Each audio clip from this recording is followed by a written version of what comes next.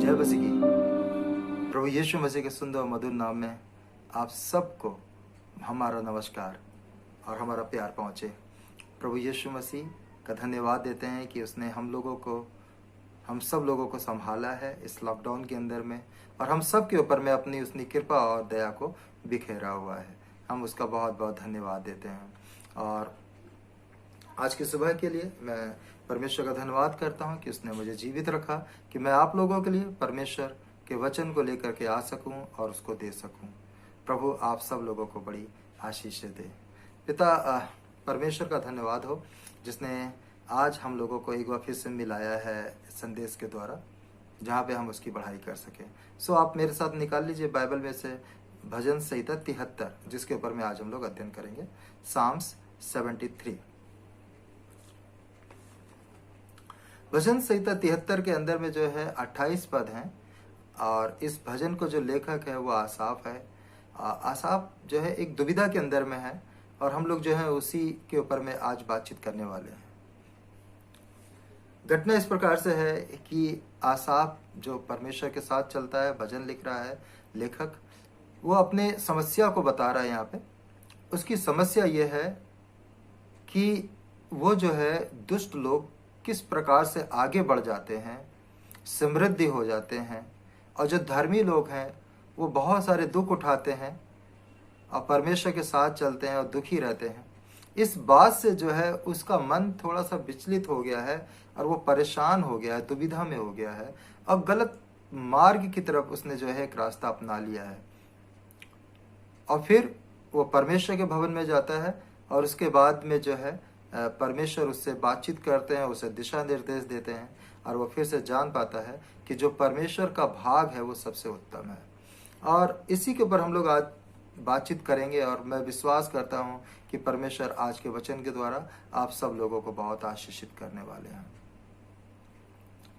सो आइए, इससे पहले कि हम आगे बढ़े, एक छोटी सी प्रार्थना कर लेते हैं।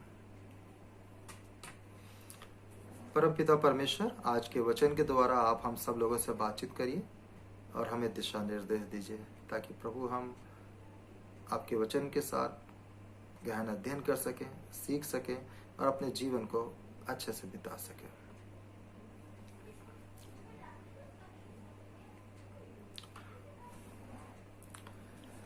मैंने जो है आज के विषय को एक नाम दिया है, और वो नाम इस प्रकार से दिया है कि आप अपने जीवन की तुलना किसके साथ करते हैं। आप अपने जीवन की तुलना परमेश्वर के संग करते हैं या फिर संसार के संग करते हैं। अगर आप परमेश्वर के संग अपने जीवन की तुलना करते हैं तो आप तमाम प्रकार की परेशानियों से लड़ने के लिए, मुश्किलों का सामना करने के लिए तत्पर रहेंगे, और परमेश्वर आपके संग रहेंगे। लेकिन अगर आप अपनी तुलना संसार के संग करते हैं तो ये डेफिनेटली है कि आप संसार की भौतिक चीजों के लिए और अन्य आवश्यकताओं के लिए जो है आप भागेंगे, और अतः आप परमेश्वर पर दोष लगाएंगे। ऐसी ही विचारधारणा के साथ में जो है आसाफ जो है इस भजन के अंदर में उलझ गए थे। जब आसाफ जो है अपनी परिस्थितियों को 4 पदों के अंदर में वर्णन कर रहे हैं। पहला पद, दूसरा पद है जो मैं आपके सामने पढ़ूंगा, बता रहे हैं कि मेरे डग तो उखड़ना चाहते थे और मेरे डग फिसलने पर ही थे। और उसके बाद वो 22 पद को यहाँ पे बता रहे हैं कि मैं तो पशु सरीका था और समझता ना था, मैं तेरे संग रहकर भी पशु बन गया था। और 23 पद बताते हैं वो, तो भी मैं निरंतर तेरे संग ही था, तूने मेरे दाहिने हाथ को पकड़ रखा था। और 28 पद, परंतु परमेश्वर के समीप रहना यही मेरे लिए भला है। मैंने प्रभु यहोवा को अपना शरण स्थान माना है, जिससे मैं तेरे सब कामों का वर्णन करूं। और इन 4 पदों के द्वारा जो है वो अपनी समस्या को जो है, अपने मुश्किल को यहाँ पे शेयर कर रहे हैं कि मेरे डग तो फिसलने पे थे, उखड़ने पर थे। उसके बाद मैं पशु समान बन गया था, मैं पशु के सरीखा बन गया था, व्यवहार करने लगा था।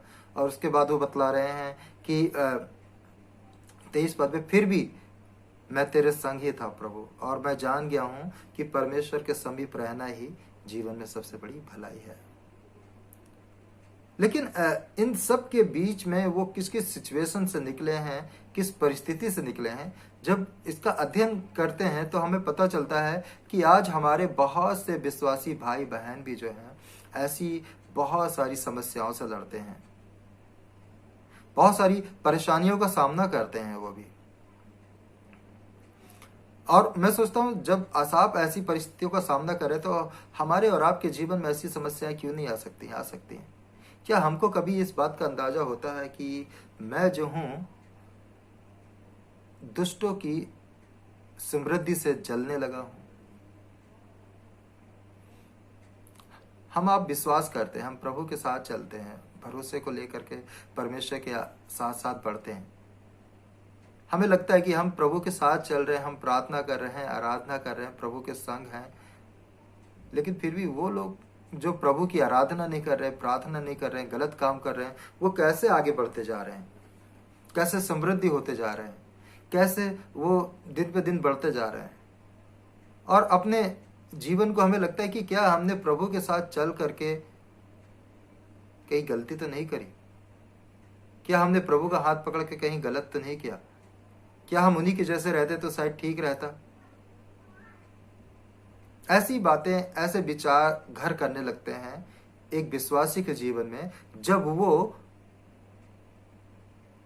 दुष्टों की समृद्धि को देखता है। और ये बड़े घातक चिन्ह हैं जो एक विश्वासी को परमेश्वर के मार्ग से हटा देते हैं और भटका देते हैं, गुमराह कर देते हैं। और आइए इसी के ऊपर में हम लोग अध्ययन करेंगे। तो जो आज का हमारा विषय है वो है कि आप अपनी तुलना किसके साथ करते हैं? परमेश्वर के साथ करते हैं या फिर संसार के साथ करते हैं? हम जो है इसके कुछ भाग को देखेंगे और मैंने कुछ इसके 2-3 भागों के अंदर में डिवाइड किया है ताकि हम धीरे धीरे इस खंड को पूरा अध्ययन कर सकें। तो जो हमारा मुख्य विषय है वो मैंने आपको बतला ही दिया है कि आप अपने जीवन की तुलना किसके संग करते हैं, परमेश्वर के संग रह के या संसार के संग रह के।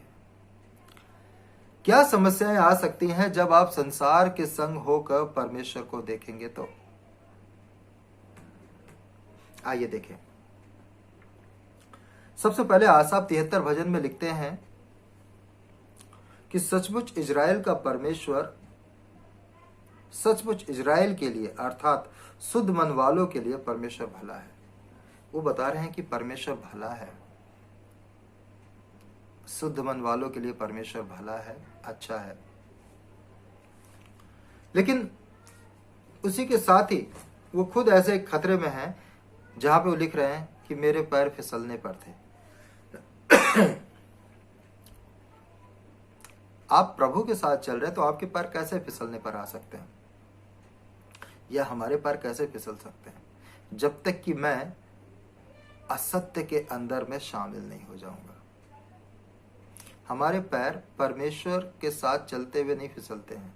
परमेश्वर हमारे पैरों को दृढ़ करता है, मजबूत बनाता है।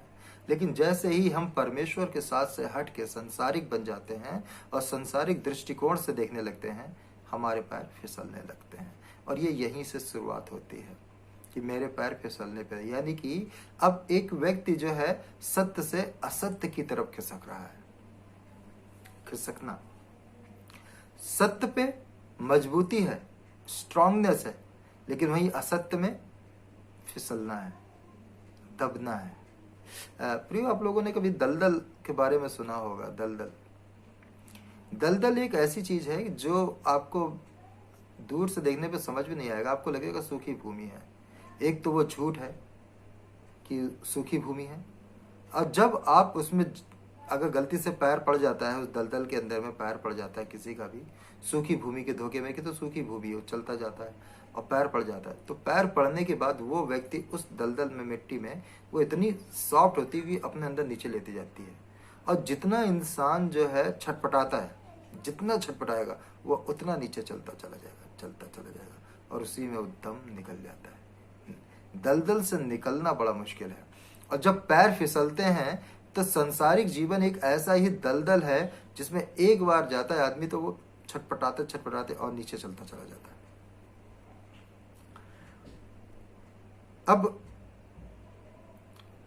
अब देखें तो ये वहां पे गया क्यों, क्या कारण था, इसका पैर क्यों फिसला?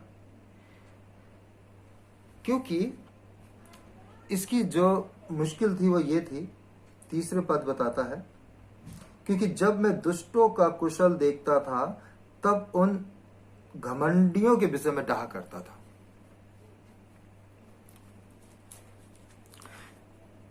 इसकी जो समस्या थी वो ये थी कि ये दुष्टों को देख करके, उनकी समृद्धि को देख करके जलन करने लगा, ईर्ष्या करने लगा।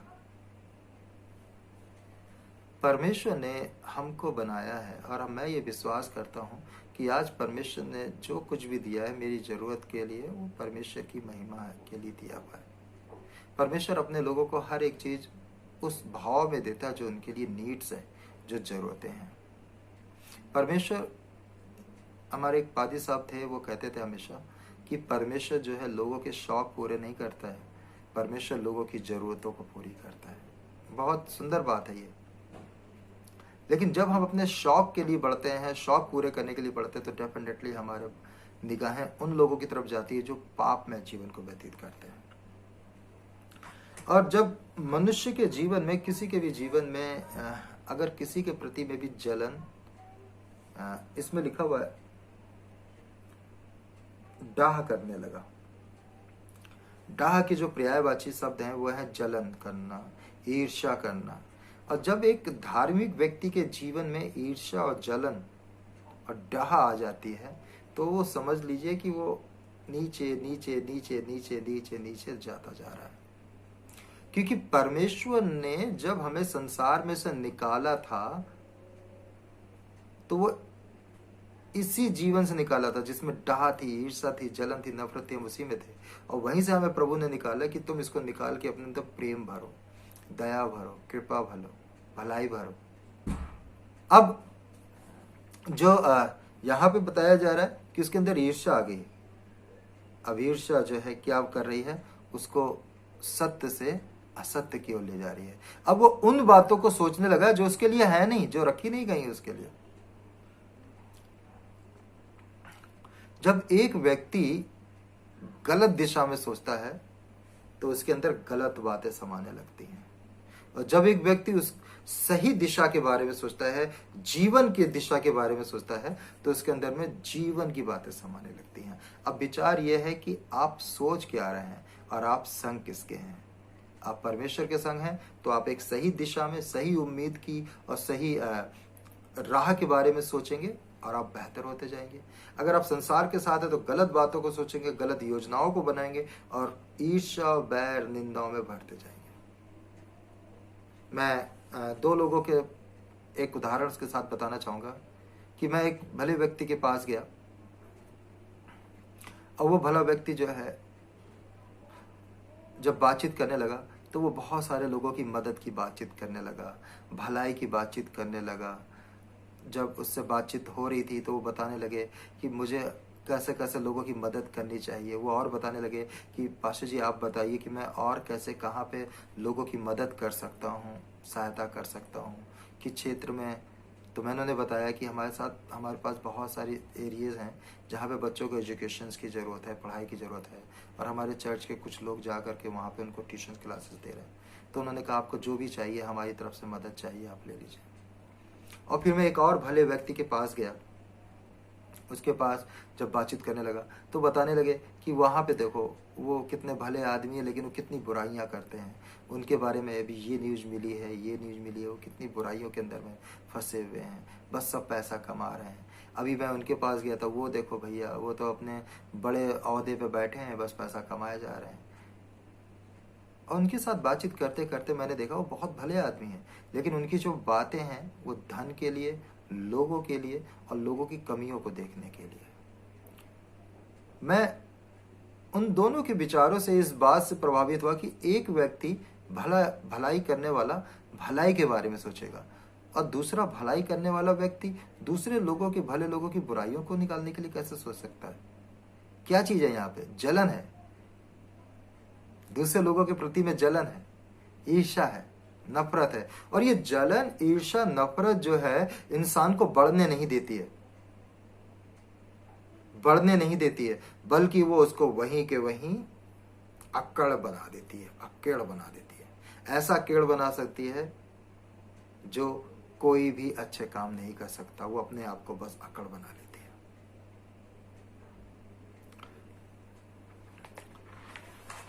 अब दूसरी बात में जब आप देखेंगे तो यहां पर तीसरे पद से जब हम देखते हैं तो बता रहे हैं कि मेरे पैर तो जब मैं देखता था तो उनके विषय में डाहा करने लगा। और तब वो 4 पद से जब आगे बढ़ते हैं तो आप देखिए, अब आसाफ जो है समृद्ध लोगों की व्याख्या कर रहे हैं। यानी कि पहले तो वो असत्य से सत्य से असत्य की तरफ चले गए, सत्य में जीवन बिता रहे थे और बोल रहे थे कि निश्चय परमेश्वर भला है, शुद्ध मन वालों के लिए भला है। फिर उन्होंने दुष्टों की समृद्धि को देखी और उसके कारण वह असत्य में चले गए। अब व्याख्या करना, जब एक व्यक्ति बुरे लोगों की व्याख्या करने लगता है, उनके बारे में बार बार बातचीत करने लगता है, तो इसका मतलब वो जो है अब ज्योति से पूरा अंधकार में चला गया है। क्योंकि अब वो अंधकार की बातों को करने लगा है, अंधकार की बातों को देखने लगा है और भली चीजों को उसने देखना बंद कर दिया है। आसाफ यहाँ पे समृद्ध लोगों की व्याख्या कर रहे हैं। कैसी व्याख्या कर रहे हैं? आइए कुछ पदों को मैं दिखाता हूं आपके सामने में।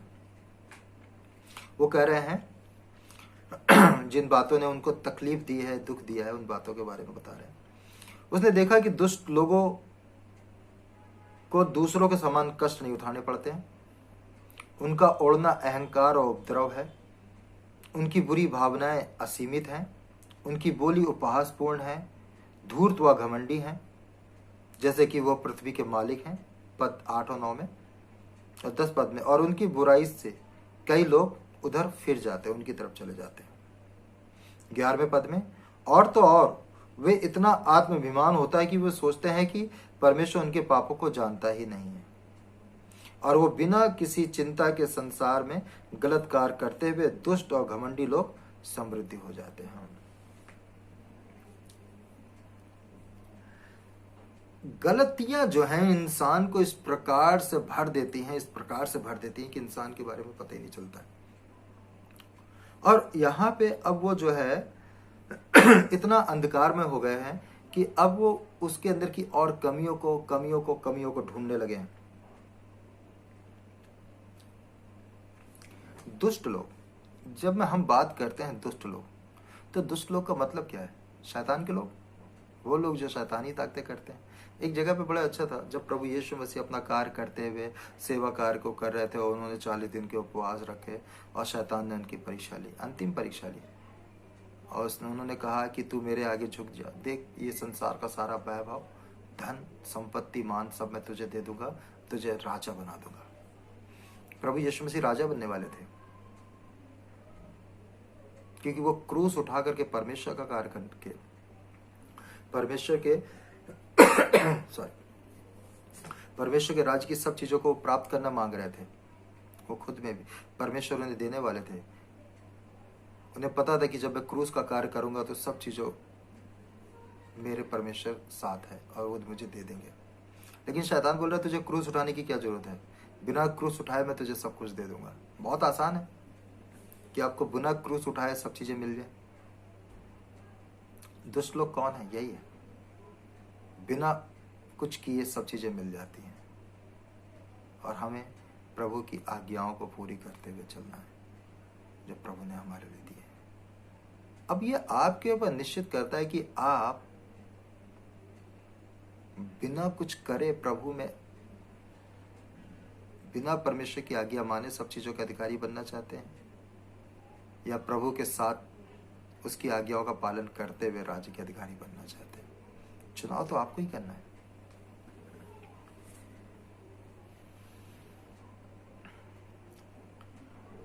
दुष्ट लोगों को बुरे काम अच्छे लगते हैं, वो करते हैं,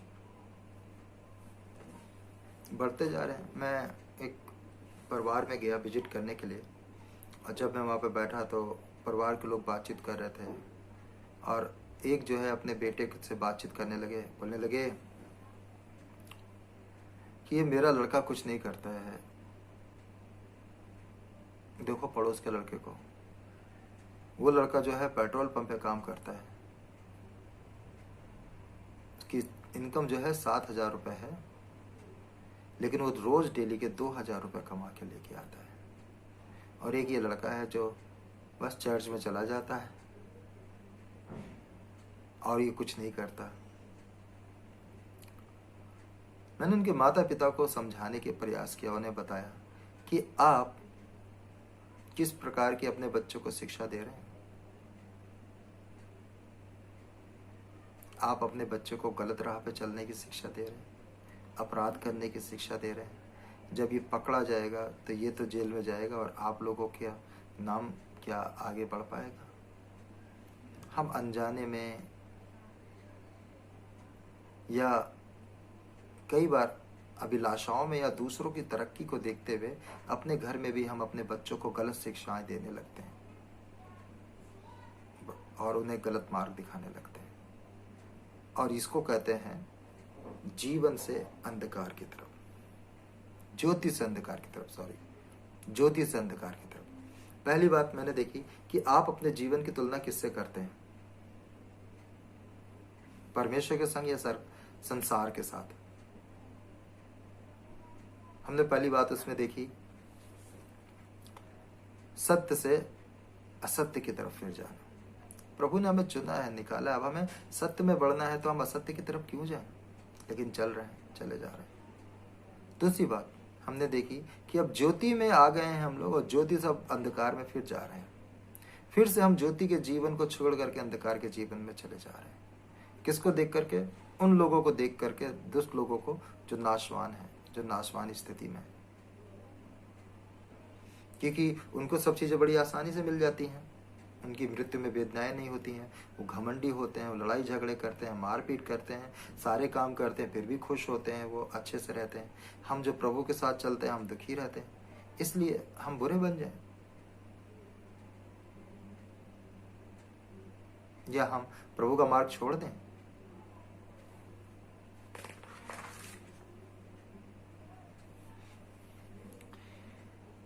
फिर आगे वो बोलते हैं 13-14 पद में,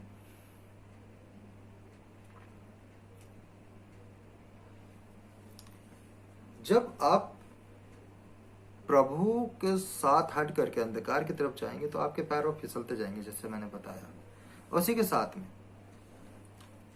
जो सबसे बड़े खतरे की बात थी, क्या थी कि निश्चय मैंने अपने हृदय को व्यर्थ शुद्ध किया और अपने हाथों को निर्दोषता से धोया। अब देखिए बोल रहे कि निश्चय मैंने बेकार में ही जो है प्रभु के साथ आ गया, बेकार ही मैंने काम किया, निश्चय मैंने अपने हृदय को शुद्ध किया। आसाफ जो है यहाँ पे अपने उद्धार की महत्ता के खतरे में है कि निश्चय मैंने अपने हृदय को शुद्ध किया, मतलब निश्चय मैंने प्रभु के सम्मुख आके पश्चाताप किया, अपने पापों को माना और अब शुद्ध हृदय करके परमेश्वर के साथ चल रहा हूं। मैं पहले ज्यादा सही था, यानी कि अपने उद्धार का खतरा। जब आप इस बात के लिए सोच लें कि बेकार में मैं जो हूँ उद्धार प्राप्त कर लिया, बेकार में मैंने जो है प्रभु के पास आ गया, मैं पहले सही था, अगर आपने इस बारे में ऐसा सोच लिया तो आप ये समझ लीजिए कि आप निश्चित रूप से संसारिकता के साथ में मिल गए, बन गए आप संसारिकता के साथ में, क्योंकि आपने उस उद्धार के बारे में जो है छोटा समझ लिया। आपको मैं बताऊं कि उद्धार मनुष्य को यूं ही नहीं मिल पाता है। पुराणों में, शास्त्रों में लिखा हुआ है कि मनुष्य कितनी योनियों में जन्म लेगा, मंदिरों में जाएगा, चक्कर लगाएगा, पहाड़ों पर जाएगा, विभिन्न प्रकार के काम करेगा, लेकिन उसके बावजूद में भी उद्धार नहीं है, मोक्ष नहीं है, पापों की मुक्ति नहीं है।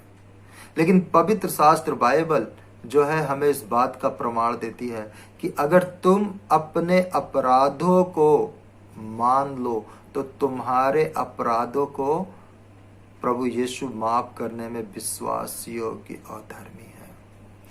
प्रियो, शास्त्र बताते हैं कि उद्धार के लिए एक बलिदान आवश्यक था और वो बलिदान सिद्ध बलिदान, और वो सिद्ध बलिदान स्वयं प्रभु यीशु मसीह था, जो पूरे संसार को बचाने के लिए हमारे बीच में आ गया। वो हमारे बीच में आया, मारा गया, गाड़ा गया और जी उठा। आज हम यीशु मसीह के पास आकर के अपने पापों की क्षमा को प्राप्त कर सकते हैं। पहला यूहन्ना उसका पहला अध्याय 8-9 पद में लिखा है इस प्रकार से, मैं पढ़ूंगा आपके लिए, कि यदि हम कहें कि हम में कुछ पाप नहीं तो हम अपने आप को धोखा देते हैं और हम में सत्य नहीं। यदि हम अपने पापों को मान लें तो वह हमारे पापों को क्षमा करने और हमें सब अधर्म से शुद्ध करने में विश्वास योग्य और धर्मी है। उद्धार परमेश्वर के अनुग्रह के द्वारा हुआ है और मिले हुए उद्धार को संभालना परमेश्वर के साथ रहना है। प्रियो, आपने जिस उद्धार को पाया है, आपने प्रभु के सम्मुख जिस उद्धार को पाया, उसको संभाल के रखना, वो खो ना जाए, वो खो ना जाए दूसरे लोगों की सुरवृत्ति को देखते हुए, क्योंकि जो चीज आपको मिली है वो और लोगों को नहीं मिली है और वो अभी तक ढूंढ भी नहीं पाए।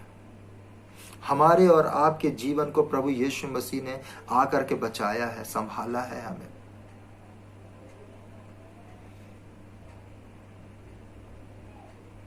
आसाप एक गलत विचार के द्वारा जो है गलत दिशा में सोचने लगा था।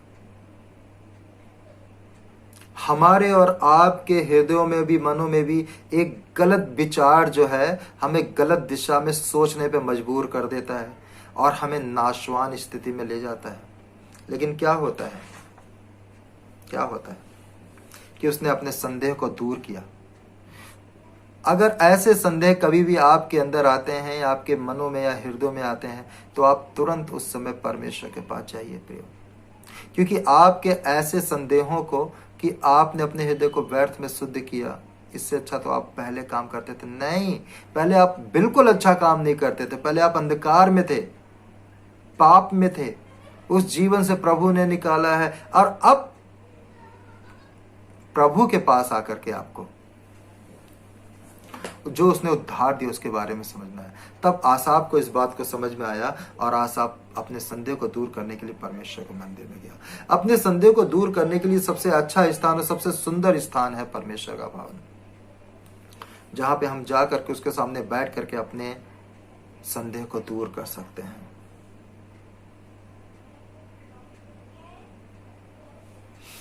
आसाप का ये पूरा संघर्ष जो था बहुत पीड़ादायक था प्रिय, बहुत पीड़ादायक था। तब वो 16वें और 17वें पद में लिखते हैं, क्या लिखते हैं, आइए मैं पढ़ूं आपके लिए। मैं सोचने लगा कि इसे मैं कैसे समझूं। तो मेरी दृष्टि में अति कठिन समस्या थी, जब तक कि मैंने ईश्वर के पवित्र स्थान में जाकर उन लोगों के परिणाम को ना सोचा। परिणाम, किसी भी काम को शुरुआत करने के लिए उसके परिणाम को जानना। अगर आप परिणाम के बारे में सोच रहे हैं तो आप बच जाएंगे, और यहाँ पे आसाफ ने यही कार्य किया। अगर तुम गलत काम कर रहे हो तो तुम ये जानो कि उसका परिणाम गलत ही आएगा, और तुम अगर भले काम कर रहे हो तो उसका परिणाम भी भला ही आएगा।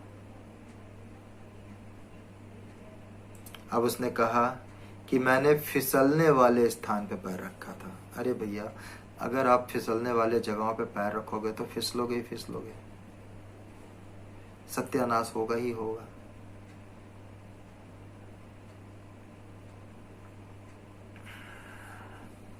उसने बोला कि मैं जान गया हूं कि जो दुष्ट लोग हैं वो क्षण भर भी परमेश्वर के सामने खड़े नहीं हो सकते, वो भूसी के समान है। लेकिन धन्य है वे जो परमेश्वर की व्यवस्था का पालन करते हुए परमेश्वर के वचन के अनुसार अपने जीवन को व्यतीत करते हैं। अतः फिर आसाप ने पश्चाताप किया, और वचन 21 में लिखा है कि मेरा अंतकरण छिद गया था, मेरा मन कड़वा हो गया था। अतः आसाप ने मान लिया कि अगर इतना अज्ञानी नहीं होता तो वो इतनी क्रूर दृष्टि नहीं रखता।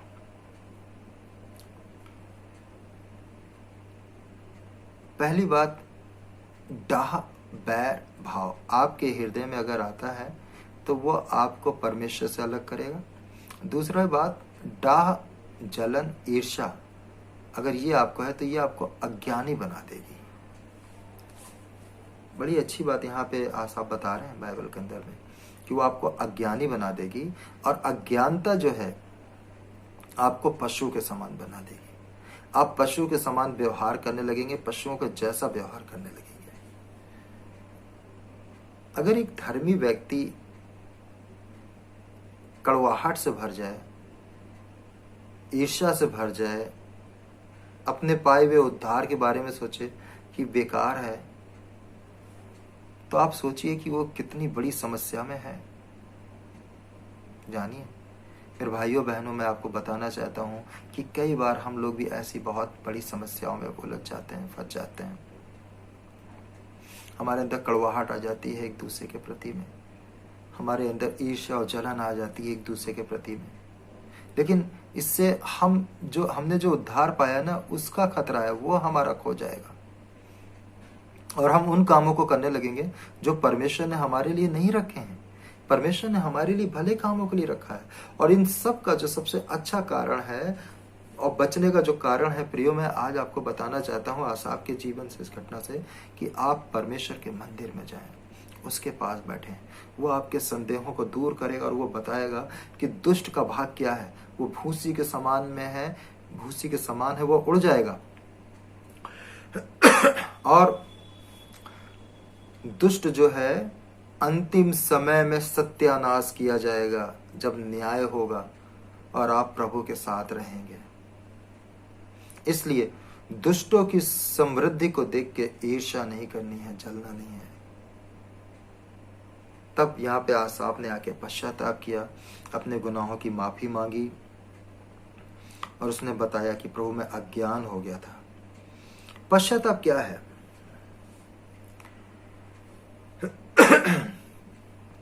पश्चाताप है अपनी गलतियों के लिए क्षमा मांगना तहे दिल से, कि प्रभु मैंने ये गलतियां करी हैं, अब मैं आगे इन गलतियों को नहीं करूंगा, आगे से इन गलतियों को बिल्कुल नहीं करूंगा, प्रभु आप मुझे क्षमा कर दीजिए। और परमेश्वर पश्चातापी हृदय पे दृष्टि करता है, ये बात सच है। आसाफ के ऊपर में परमेश्वर ने कृपा दृष्टि करी और उसकी अगुवाई करी। तब अगला पद लिखा हुआ है, वो लिखते हैं कि स्वर्ग में मेरा और कौन है, तेरे संग रहते हुए मैं पृथ्वी पर और कुछ नहीं चाहता। प्रभु मैं कुछ और नहीं चाहता, सिर्फ आप मेरे साथ हैं, ये मेरे लिए बहुत बड़ी बात है। अब आसाफ इस निष्कर्ष पर पहुंच गया था, वो जान गया था कि जो लोग परमेश्वर से दूर हैं और अविश्वास योग्य हैं, वे नाश कर दिए जाएंगे, परंतु जो लोग परमेश्वर के समीप हैं, वे आनंद और सुरक्षा प्राप्त करेंगे। आसाफ जो था, प्रभु पर अपने भरोसे से गिरने लगा था। उसे अब निश्चित हो गया था कि परमेश्वर उसे सुरक्षित रखे हुए है और परमेश्वर उसका शरण स्थान था। परमेश्वर की निकटता सदैव विश्वासियों को सांसारिक चीजों और दुष्ट की योजनाओं और गलत दृष्टि से बचाती है। मेरे प्रियो, मैं आपको बताना चाहूंगा कि आप परमेश्वर के साथ चलें, आप परमेश्वर की राहों पे चलें। जो परमेश्वर का वचन कहता है उसको अपने जीवन में आप फॉलो करें। उन बातों की तरफ ना चलें जो आपके लिए नहीं है। दुष्टों की समृद्धि से ना चलें। अपने अंदर ईर्ष्या, जलन, बैर ना रखें। अपने मन को कड़वा ना बनाएं, अज्ञानी ना बने, मगर परमेश्वर के ज्ञान से ज्ञानी बन के अपने जीवन को बिताएं। आसाफ की समय, आसाफ एक गहन परीक्षा से निकला था। अगर हम ऐसी परीक्षा में तो हम भी निकले। समृद्धि लोगों के प्रति अगर आप ईर्ष्या करते हैं तो उसको निकाल दीजिए। अगर आप उनसे बैर करते हैं तो निकाल दीजिए। अगर आपका मन कड़वाहट से भर गया है तो उसको आप निकाल दीजिए। पश्चाताप करिए, प्रभु आपको माफ करेंगे और फिर से आपको उद्धार का आनंद देंगे और आपको आगे बढ़ाते जाएंगे। परमेश्वर इस वचन के द्वारा आप सब लोगों के साथ हो। आइए हम प्रार्थना करें। परमपिता परमेश्वर, हम धन्यवाद देते हैं आज के वचन के लिए, और ये वचन हम में से हर एक के हृदय में 30 गुना, 60 गुना, 100 गुना फल रहा है, और हम सबको आप आशीष दें। धन्यवाद प्रभु कि आपने हमारी प्रार्थना सुन ली। प्रार्थना यीशु मसीह के नाम में, आमीन। जय मसीह की प्रियो।